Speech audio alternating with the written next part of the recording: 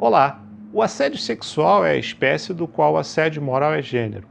Portanto, para entender bem o que significa o assédio sexual, você precisa saber em que consiste o assédio moral. Se ainda não assistiu ao meu vídeo sobre assédio moral, vai lá, assiste. Eu estou deixando o link aqui para você acessar e depois volta para assistir esta conversa, ok?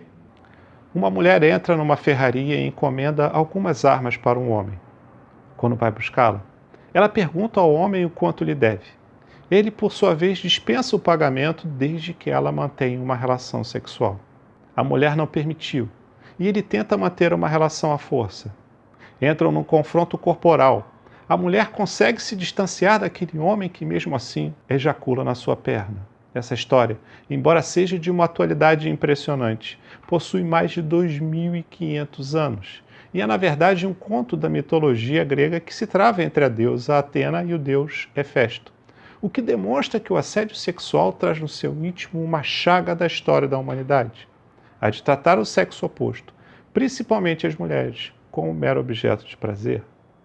Mas será que este episódio poderia ser tratado tecnicamente como assédio sexual? Afinal, o que significa esta figura que ganha tanto as manchetes dos jornais? Quais as suas características e como diferenciá-la de figuras afins? É isso que nós vamos ver na nossa conversa de hoje.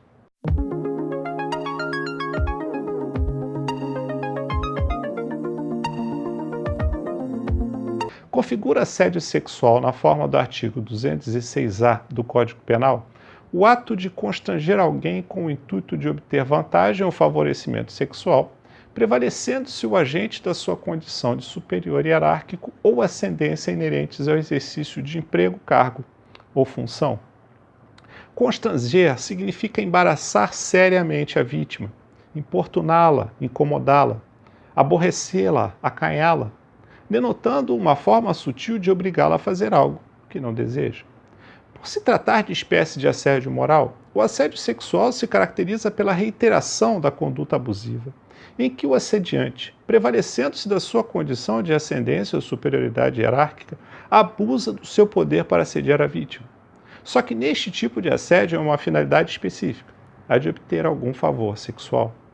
Vale observar que não há necessidade de que o agente consiga o resultado pretendido, isto é, basta a atitude de constrangimento, já que este é um crime formal que se consuma sem a produção do resultado naturalístico, embora ele possa, obviamente, ocorrer.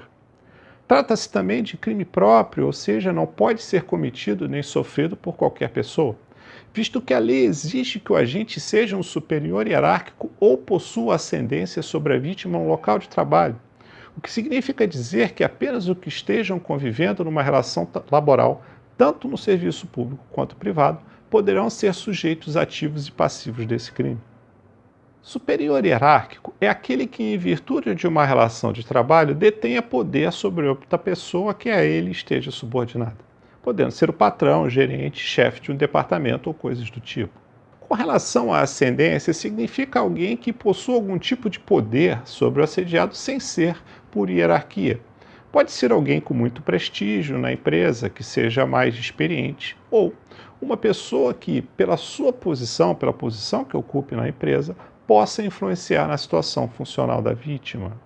Com isso, estão excluídos do tipo penal os assédios a enteados e sobrinhos que vivam sob o mesmo teto do assediante, aqueles voltados contra diaristas ou cometidos por professores contra alunos, ou ainda por líderes religiosos contra fiéis e etc.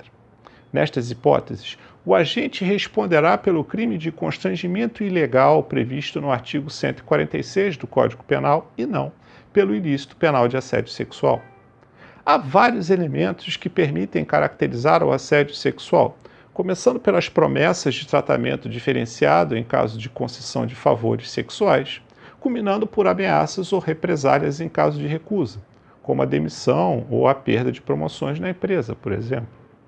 Embora tenha que ter relação com o trabalho, o assédio sexual não precisa necessariamente ser cometido no local onde os serviços são prestados para sua configuração, podendo o agente constranger a vítima em outros locais, desde que haja uma intimidação que relacione o assédio com consequências danosas no ambiente de trabalho. Compete precisar que não é todo tipo de abordagem que configura o assédio.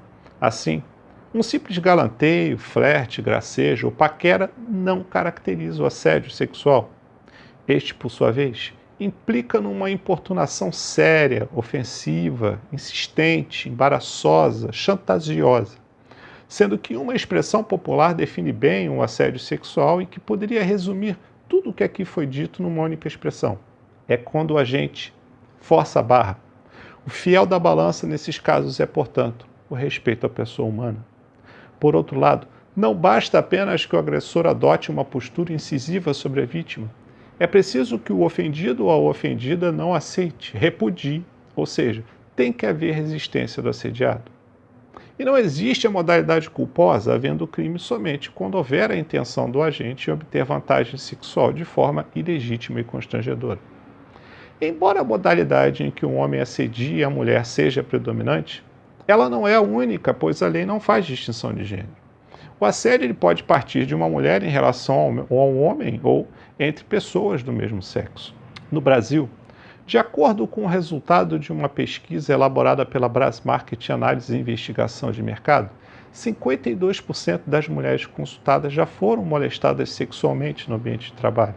Delas, 22% não deram importância, 18% sentiram-se ofendidas, 6% sentiram-se envaidecidas e 54% não souberam como agir. E isso é o que mais me impressiona. A maioria não sabe o que fazer numa situação dessas. Veja então o que você pode fazer. Resistir, dizer claramente não ao assediante. Anotar com detalhes todas as humilhações sofridas. Dia, mês, ano, hora, local ou setor, nome do assediante e dos colegas que testemunharam os fatos, conteúdo das conversas e o que mais achar necessário. Reunir provas, com bilhetes, e-mails, presentes e outros. Romper o silêncio, procurando a ajuda dos colegas, principalmente daqueles que testemunharam o fato ou que já sofrem humilhações do assediante. Evitar conversar e permanecer sozinho, sem testemunhas, com o assediante.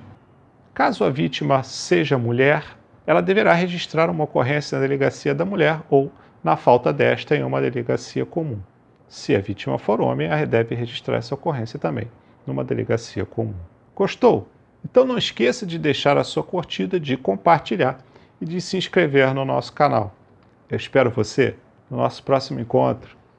Abraço!